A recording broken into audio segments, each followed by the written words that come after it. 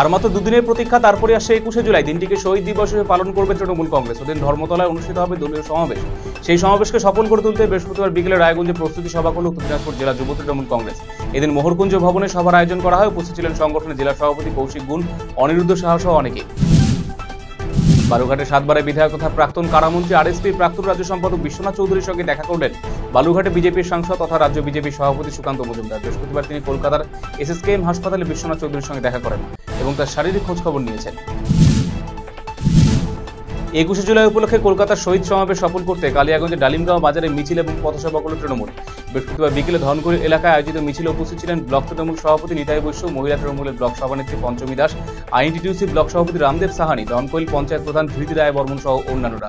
মিছিল শেষে Dalimgaon rail station gate সংলগ্ন এলাকায় পথসভা অনুষ্ঠিত হয়। বৃহস্পতিবার দুপুরের করণদিঘি বিলাসপুর হাটে অভিযান চালালো প্রশাসন। করণদিঘি বিডিও, জয়েন্ট বিডিও, কৃষি সহ অধিকর্তা এবং পুলিশ আধিকারিকরা যৌথ অভিযান চালান। এদিন করণদিঘি ব্লকের বিলাসপুর বাজারে গিয়ে আনাজের দাম বৃদ্ধির কারণ খতিয়ে দেখেন তারা।